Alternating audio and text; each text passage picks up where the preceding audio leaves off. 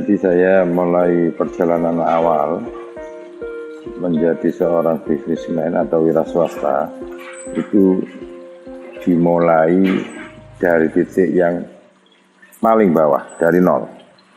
Dalam perjalanannya saya mengalami banyak hal, tapi bagi saya perjalanan itu menjadi guru yang paling baik, menjadi motivasi saya yang paling baik. Dari modal 100.000 sekarang mungkin di kisaran 200 sampai 300 M aset saya. Dalam artian ketika saya berjalan, saya menemukan dua metode, dua cara supaya kita bisa meraih titik tertinggi, dalam artian bisa sukses. Satu, cara batin, yang kedua cara lahir. Cara batin itu adalah cara kita yang beragama ini meminta, dalam artian mengkomunikasikan dengan Allah Ta'ala atau Tuhan untuk bisa dibuka jalan. Karena saya punya prinsip, semua yang ada di dunia ini sudah ada jalannya. Seperti daun jatuh itu sudah ada takdirnya. Dan saya punya prinsip bahwasannya apa yang saya lakukan ini karena takdir saya sedemikian. Itu dalam artian kita wajib untuk minta bahwasannya ke depan itu bisa lebih baik dalam hal batinia. Dalam hal yang kedua, dalam hal lahiriah. Lahiriah artinya kita membuka jaringan seluas-luasnya, tidak terlena dengan apa yang kita punya, terus menambah teman, terus menganalisa apa yang menjadi kekurangan kita, terus memotivasi diri sendiri untuk bisa lebih inovasi. Dalam artian tidak berhenti di satu titik, tidak puas di satu titik, terus berkembang dan mereduksi, melemahkan, mengurangi lawan, rivalitas, memperbanyak teman. Itu kunci utama. Yang paling penting adalah menjaga apa yang menjadi komitmen awal, apa yang menjadi dasar kita bekerja itu dijaga. Menjaga itu justru lebih sulit, karena ketika kita mencapai titik yang tinggi atau sukses, kata-kata sukses, kadang-kadang kita lupa apa yang pernah menjadi komitmen awal, terlena dengan apa yang menjadi cita-cita awal. Dari 100.000, 200.000 saya berusaha untuk mencari partner pembiayaan. Perbankan itu adalah partner kita. Pertama kali saya masuk di Danamon Simpan Pinjam dengan aset mertua saya, dengan modal awal 17 juta waktu itu, 2013-14. Kepercayaan di perbankan itu nomor satu. Ketika bank itu percaya, pasti pembiayaan atau kredit akan terus meningkat.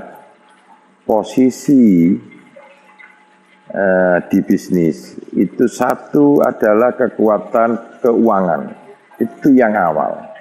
Yang paling penting kekuatan keuangan, dalam artian bukan kita punya modal gede, tapi kita dapat dipercaya, itu modal yang paling besar. Kepercayaan itu adalah modal yang paling besar, dan itu merupakan kekuatan keuangan.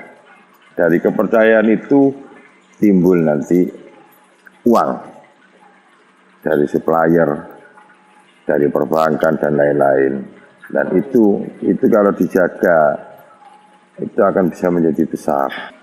Titik terendah ketika saya setelah menikah 2000 21, ketika saya tidak punya pekerjaan, ketika kondisi saya sakit, istri saya dalam keadaan hamil. Itu yang paling rendah di dalam hidup saya. Dan pada posisi itu, saya sadar saya harus bisa memberi nafkah istri saya dan anak-anak saya. Dalam artian, pada posisi itu menjadi support awal saya untuk menjadi seperti sekarang.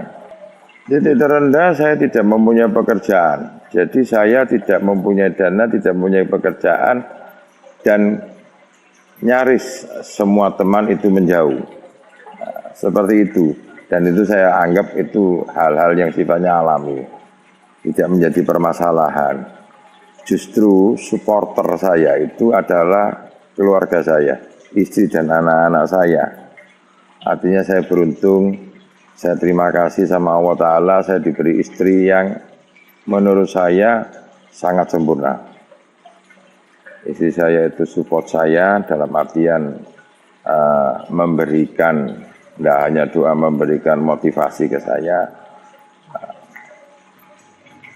untuk bisa menjadi lebih baik. Dalam artian ketika kita muda, kita harus memang betul-betul memilih pendamping istri atau teman kita hidup itu yang justru menambah nilai plus di kehidupan yang ke depan.